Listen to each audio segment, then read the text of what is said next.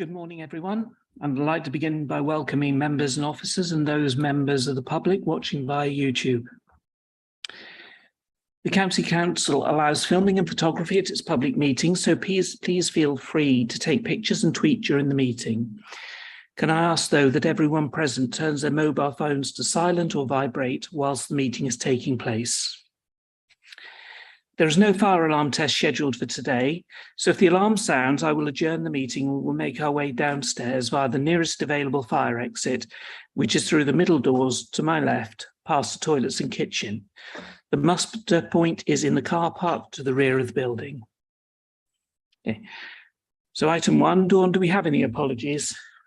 Yes, Chair, we have apologies from Councillors Costello and Murphy. We have Councillor Batchelor subbing for Councillor Murphy. Also, apologies from Matthew Pink. We have Liz Brennan substituting. She's on the Zoom call. Thank you. Does any member wish to declare any disclosable pecuniary interest or non-statutory disclosable interest? John? Yeah, John Walker. I'm a retired member of the scheme. My son and daughter-in-law are both deferred members. Thank you. Anyone else? Thank you. So we move on to item 2 then. We are being asked to approve the minutes of the Pension Fund Committee meeting on the 10th of June 2022 as an accurate record. Can I ask if any member who does not agree with this proposal to raise their hand now? Okay. I see no objections to the proposal to approve the minutes as an accurate record, so we will take that as carried unanimously. Thank you.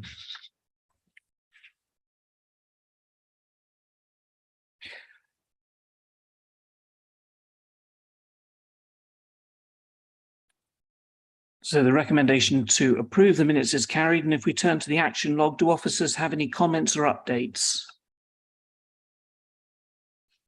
So we just we did circulate the answers to those the two matters raised. So it's just over 300 overseas pensioners, and the data scores were 95% for both common and scheme specific data.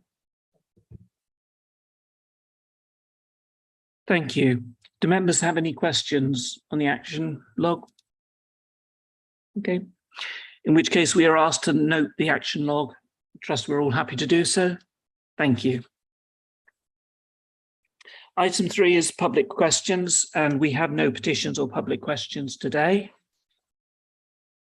Item 4 is the Pension Fund Annual Report and Statement of Accounts 2021-22.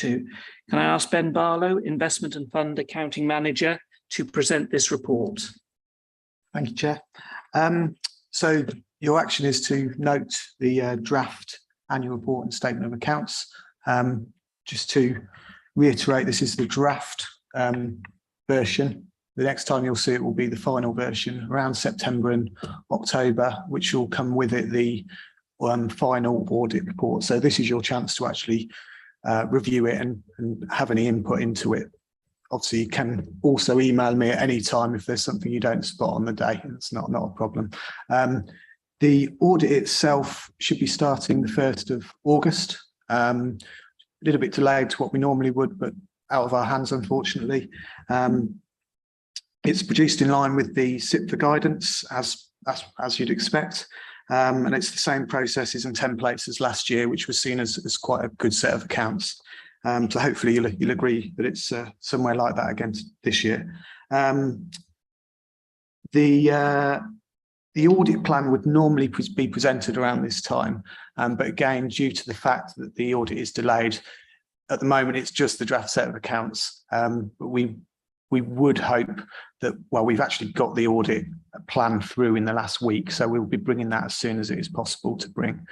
Normally the auditor would present that as well, and at which point they'll tell you levels of materiality they're looking at, areas of risk they'll be looking at. But it'd be the same sort of areas we'd expect as last year, but we'll bring that to the following committee.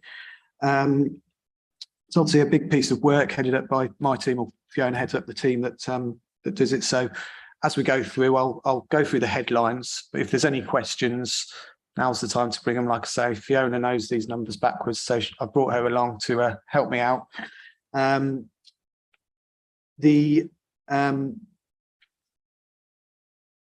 I move to page 66 of the pack, that's the fund account.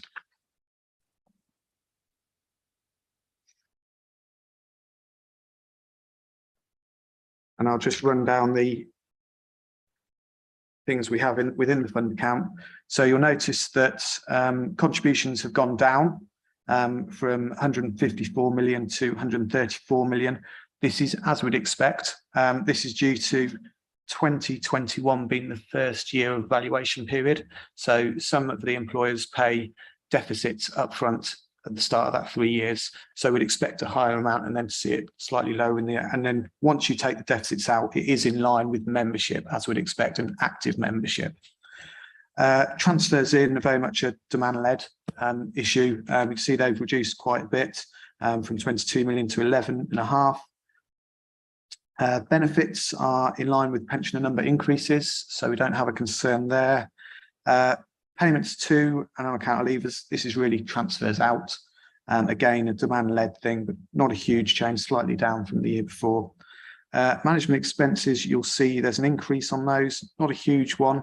That increase is really due to it's been quite a good year on returns up until the 31st of March, I should say. And that's just a recognition of, we've had good returns, so we've had to pay for that. Also, we've increased our investment in alternative assets, which are slightly more expensive to administrate. Investment income, always say this one's a bit of a red herring. It's something we have to put it in there because the SIPFA guidance says that's a line we need to put in the accounts. But really, when you're looking at fund account, the returns the fund managers give us, they're really looking to increase our market value. That's their main aim. So you need to look at that alongside the increase in market value. And then that brings us to profit and loss on disposal of investments and changes which is up 382 million I managed to say 1,000 in the North Hampshire Committee, so that's 382 million we've increased in profit. So yeah, you can see the change that's given us on the opening to closing net assets of the scheme. If I move on to the next page, sorry, we skip through page 6. Yeah, so page 67, you've got the net asset statement. So this is your balance sheet, if you like.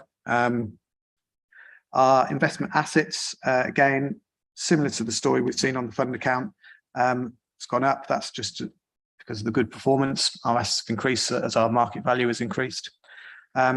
Investment liabilities, pleasing to see these have gone down quite a bit, quite a lot of hard work in the accounting team to get this down. A lot of it does relate to derivatives that were unwound in the year and rolled into new structures in May 21. So that has helped reduce those liabilities, as well as some working through some aged debtors and things like that. Current assets are down again. We were cash high in 2021 due to a transfer in that was paid at the end of the year. So that's the main reason for that one.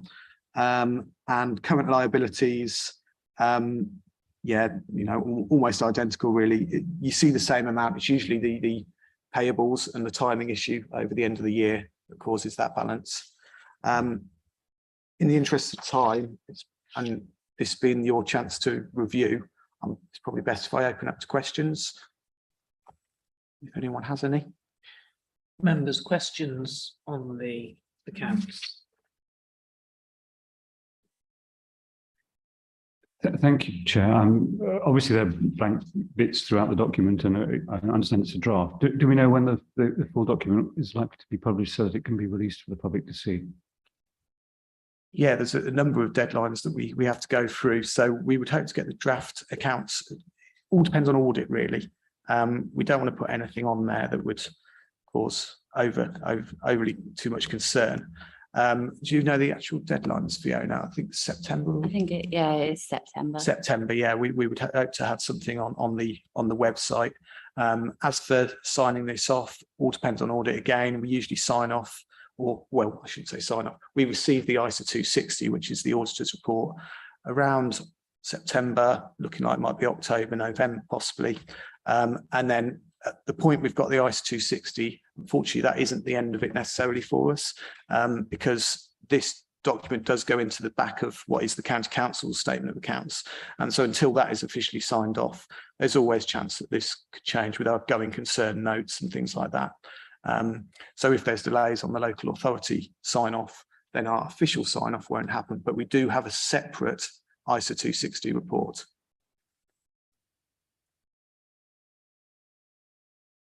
Chris? Thank you, Alison. Are we taking questions on the whole of the accounts at the moment, or just the bit which we've already been? I'm happy to take questions on the whole accounts, yeah. Okay. And the annual report and the statement of accounts, yeah. Oh, thank you. The loss, and loss is not a good word to use, the cost to the fund of purchased and written options in the year, would it be appropriate to, for my mind, to offset that against the pooled investments gain? Is that the right? Is it correct to look at it in that way?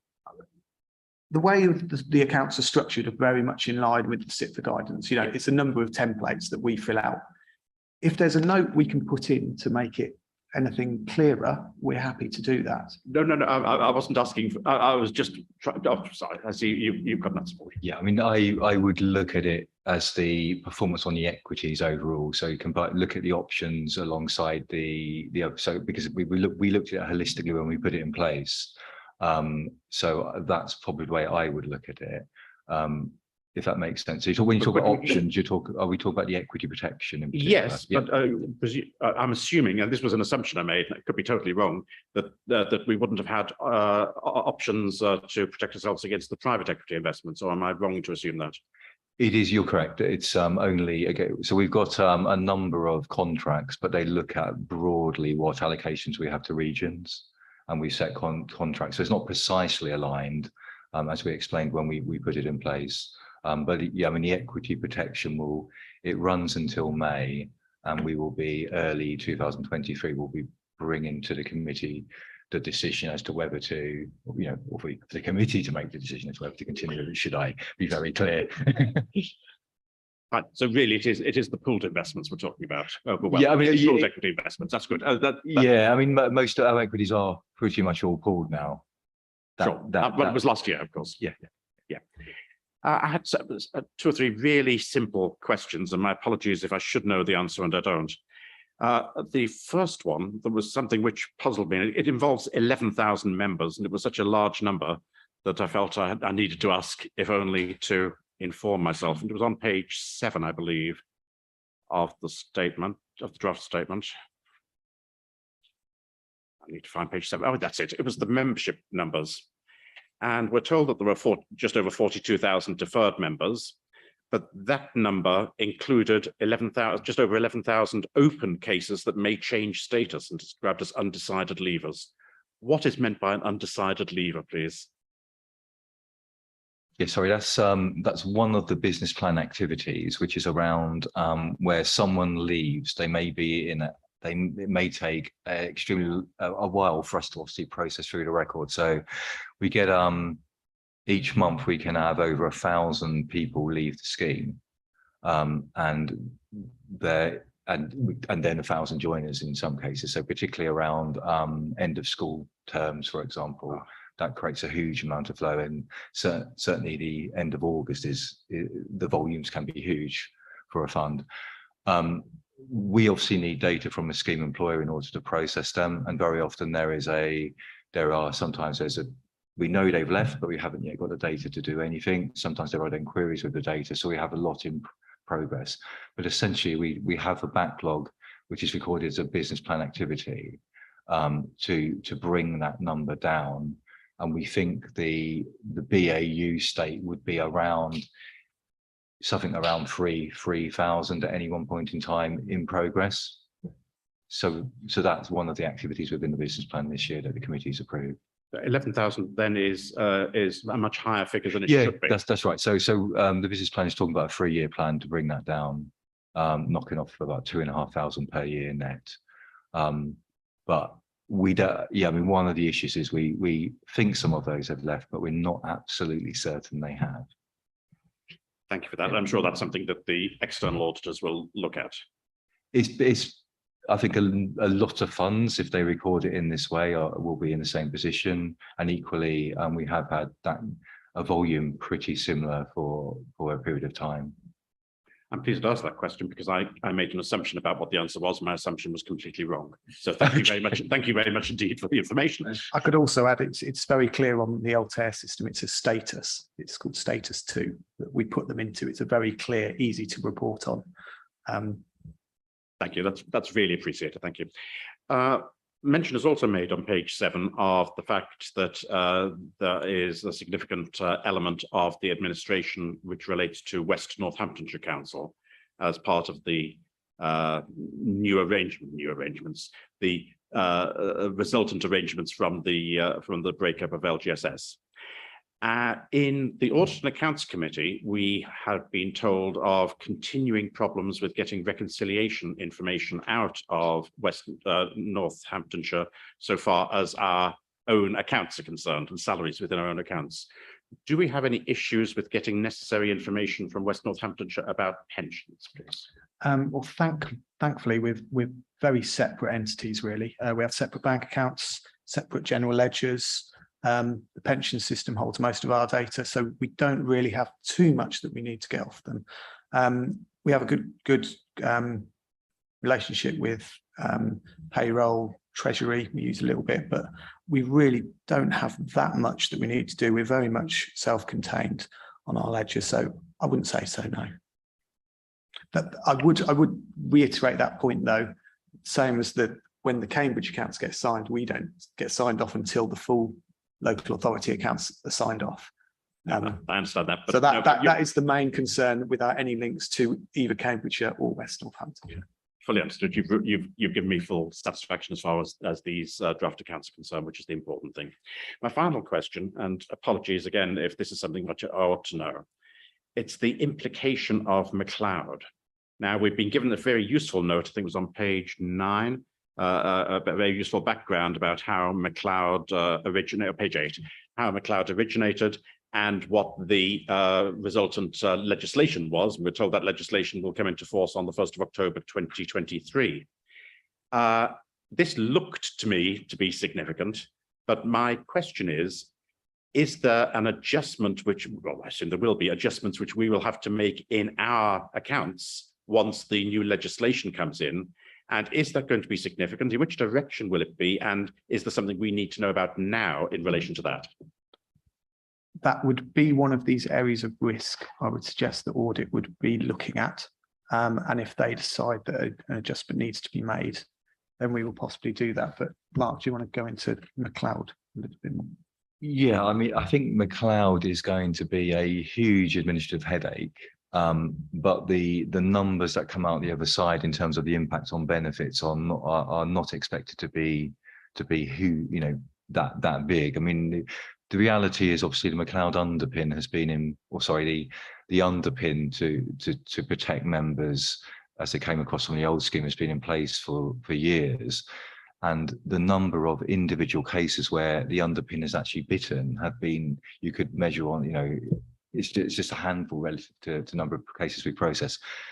Now, as time goes on and as salaries increase quicker than they have over that period, I think that more will bite. But I think it will be taken account certainly in the valuation process in terms of the measurement of expected liabilities. But in terms of the impact on individual employers, it will vary. I would expect the council, for example, would get average experience because of its size, but we're not expecting, to have huge liabilities. I think that's probably where we are at the moment, because obviously we don't have the legislation yet. We haven't been able to do any of the analysis of the actual impact on benefits. We're still getting the data from the scheme employers, albeit that's almost in now. So we've got a lot of work. I do generally see it more of an admin headache. Thank you, Chairman. I think I can fully understand the admin headache part of it. I'm obviously only really concerned here with the accounts and the fund statement and the effect it could have either on our current fund statement, the one which we're currently looking at, or for that matter, what's going to happen in 2 years' time. I'm really sorry to put you on the spot on this, and if it's an unfair question, then please do tell me it's unfair. But in your mind, would you be expecting, when this does have to be reflected in the fund, that we'd be talking about an adjustment which could be in the millions, could be in the tens of millions? What sort of scale would you expect for the whole fund that we're talking about, please? Yeah, so sorry, obviously this is what we're looking at, accounts around the assets. Obviously what McLeod is doing is it's impacting the liabilities. And what that might lead to is, if it was material, an increased contribution from scheme employers, for example, to fund those increased liabilities. If you see what I mean. So, do I think it's? I perhaps didn't explain myself very well. Do I think there's going to be a material increase required from scheme employers for this? I think far more concerns would be around movement in assets due to market conditions, for example. The other thing to note is the way we fund is obviously over an extremely long term time horizon for most employers, around 20 years, and using that stochastic probability-based approach. So the likelihood of it leading to materially increased contributions is negligible. But what is it likely to do? It is likely to be a slight upwards movement in liabilities. That's helpful. Thank you, Chairman. When we get our final statements and we get a narrative on it, could we have a part of that narrative to do with McLeod and the effects that would be really helpful, I think. Thank you very much indeed. They're all my questions. Thank you. Members, does anyone else? Alan. Thank you, Chair.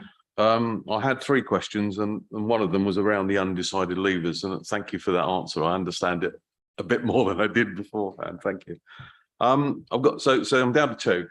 On page 31 of the pack, and it's it's 15 of the account. Is this in investment management expenses, which is 22 million compared to a forecast of 914? I'm just trying to get my head around what exactly it is, and I may have missed it from the narrative, but Sorry, can you repeat that? 22 million? it's on page 31 of the pack. We've got an actual for 21-22 of 22.130 million investment management expenses, and the forecast was 914. I'm just trying to understand what that is, and it might be a simple answer that I've missed. So the forecast, that's the budget that's set with just invoiced investment management expenses. Whereas the actual, that includes our expenses that are taken from the investment. So we don't budget for them because we don't technically pay for them with cash. They're deducted from the fund. Yeah, so I'm trying to get my head around that. So effectively, we're accounting for, we don't know what they are beforehand, so we can't really forecast them. Is that what we're saying? There is the main story is that they were higher than expected due to good performance, but you know that does not relate to the rise that you're seeing there. And I think the fair answer is probably we need to just go away and just confirm what that is and look at it a bit better, I think. I think we need to look at this for future years. I think what's happened is over time, assets have moved into the pool and they've moved from being invoiced. So everything used to be invoiced fees, apart from a few things like private equity, for example. And over time, things have moved into the pool. And what we perhaps haven't done here is actually adjusted the way we forecast. So I think what we need to do is look at the way we.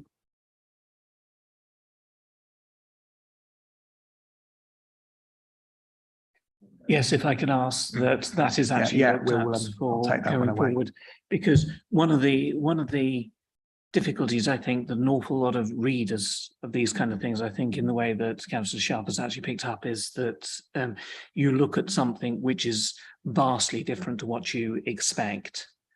And therefore we need to either see an explanation on the face of the accounts as to why that, I say on the face, actually within those notes, as to why it is in that, you know, there is a difference, or we need to ensure that our forecasting is actually trying to take account of what we anticipate that figure is going to be when we're doing the forecasting.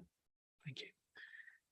I would agree with that. That's really where I'm coming from. That's why I thought if I'd missed it from the notes, then you could have pointed me in the right direction. But yeah, I think it'll be useful. The other point I've got, and it's a question that I don't think you can answer, but I sit on the audit committee at East Cambs District Council, and we had an audit committee meeting on Monday where the auditors, and it's EY again, same partner, have told us that they're not going to sign our account, will be able to sign our accounts off till March next year because of staffing shortages. And I just wondered how solid that audit plan is that they're going to be able to sign that off. Yes. So you may not be able to answer that. I understand. Yeah, that. well, again, this isn't signed off until the full local authority is signed off. The good thing we do have is that we do get a separate ISA 260, so the auditor's report. So we have an idea that the auditor can tell us within the normal guidelines that there's you know, it's a clean audit, there's no issues here, there's no surprises, it gives a true and fair statement, it's clear of material misstatement. So that's something we can have. But as for the actual, you know, signed bit of paper to say it's signed off, we do have to wait for the local authority. And as you say, there's delays with audit all over the country. So we are waiting on that, yeah.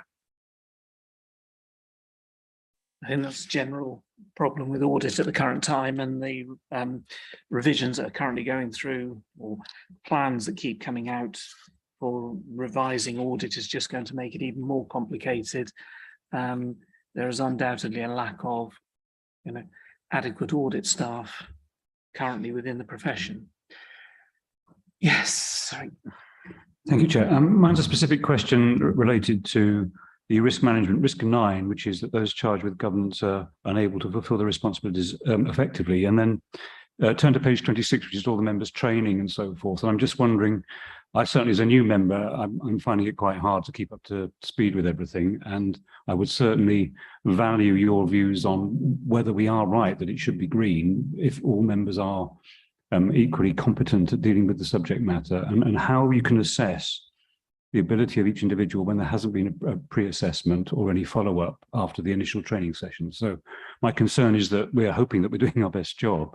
We may not meet a level of a competence in our role as being responsible for governance because we haven't perhaps been trained sufficiently, hadn't been able to attend the events, and what plan you might have to make sure that that can be achieved for those of us who are newer and are not so familiar. So training, we certainly had recent discussions on how we do training going forward with the chair and how best to do that. And a lot of that is plans previously we would do training within committees. It may be that we do more outside of committees so that by the time you come to committee, you have the knowledge and confidence from the training to make the decisions on action points. So that's an ongoing issue that we've got, that we will be working with the chair to get as the committee feels is best. As for the actual slide itself on recording this, again, really that's pretty much in line with the SIPFA guidance. That's what they want us to reflect. Thank you. I was just wondering whether there was some form of compulsion that we should take particular levels of training and that should be recorded, because I don't think it shows that with the number of sessions that people have attended, or whether you can't use compulsion to make sure people are adequately trained. Yeah, it's, you know, what level of detail you want to go. Anything in the accounts we could strip out and make it look a lot longer. So you know, previously I think we've actually trimmed this down to give this view. If there's a consensus that you want that detail, we have it, you know, on what the individual courses were, but you might add another 10, 12 pages to the document. Thank you. I was just thinking that some of those numbers might suggest that the green risk of us all being competent might be over enthusiastic. That's fair. I think it's a very challenging area. I do, you know, look around and I'm aware that there is some very, very competent people who are actually involved in this.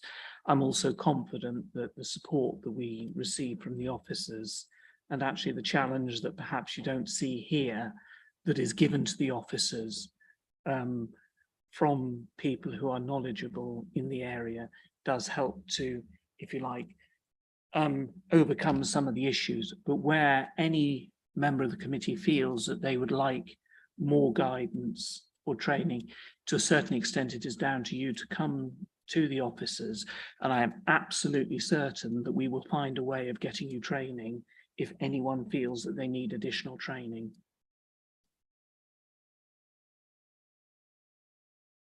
Okay, members, any further questions at this stage? I've just got a quick question on page 48 of the report, where it's talking about the comparison of the costs for pool access and non-pool access. The copy I have, the table about cost transparency is rather opaque. I have no. We're still waiting for that data. Okay. It should be available the next time that you see these documents. It's just quite an interesting comparison between the costs of, I guess, the costs of putting assets in the pool and having them independently. Thank you. I think there's a couple of points within the accounts that are still, or within the report, that are still requiring information.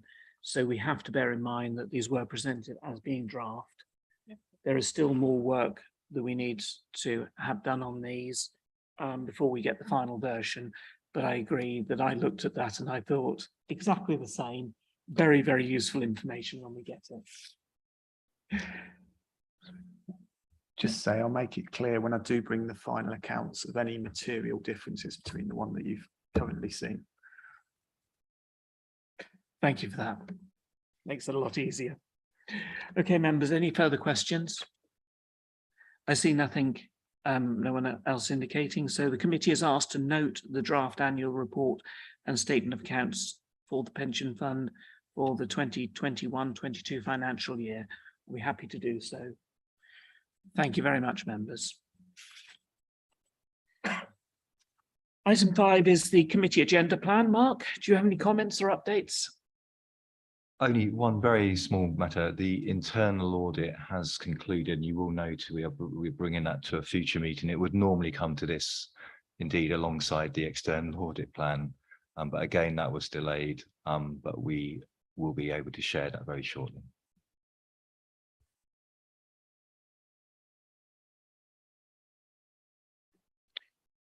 Thank you for that. Members, any questions?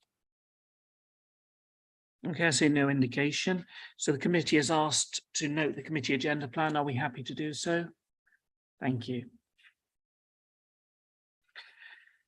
Okay, if we move on to item 6, in order to discuss the following items, we need to move the meeting into private session, excluding the press and public. So the committee is asked to resolve that the press and public be excluded from the meeting on the grounds that the following 2 items contain exempt information under paragraph 3 of part 1 of Schedule 12A of the Local Government Act 1972 as amended, and that it would not be in the public interest for this information to be disclosed. Information relating to the financial or business affairs of any particular person, including the authority holding that information.